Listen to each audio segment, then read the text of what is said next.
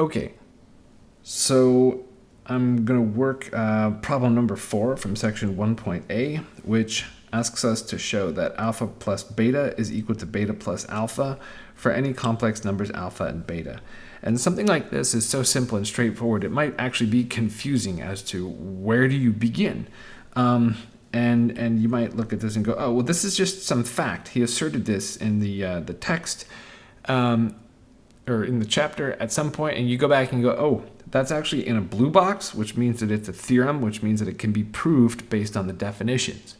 And so, in fact, we need to go back and look at what this alpha plus beta means, and that shows up in definition 1.1.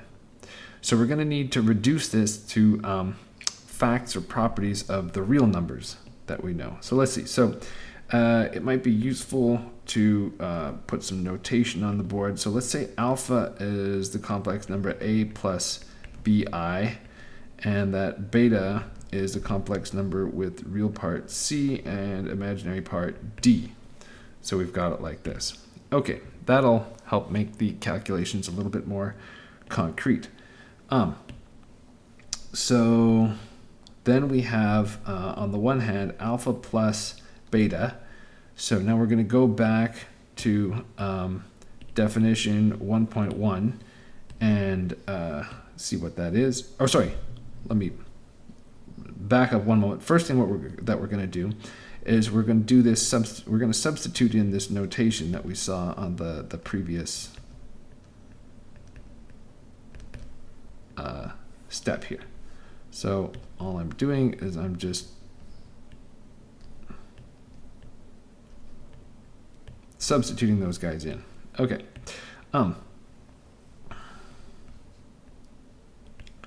And we also have that beta plus alpha is equal to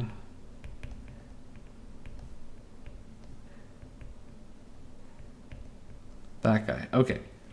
So if we go to definition 1.1 and say, okay, so how do we add numbers of this form? Well, let's see. We do it by collecting the real parts and collecting the imaginary parts.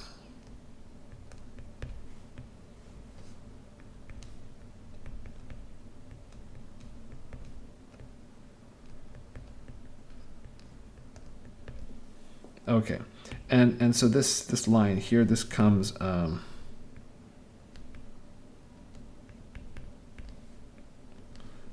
by definition 1.1.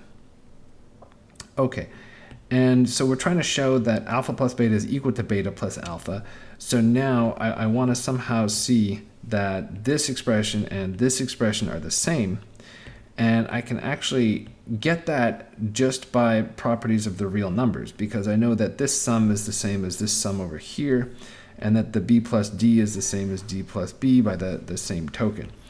So I'm going to say that this is equal to c plus a plus d plus b I, and this comes by oops, wrong color. This comes by properties of R, and then I'm home free, because all I have to do is write these steps up in reverse, and I'll get back to the end. So I can say, okay, so this is going to be beta plus, oh sorry, I skipped a step here. This is going to be c plus di, a plus bi, again by definition 1.1, and then this is beta plus alpha.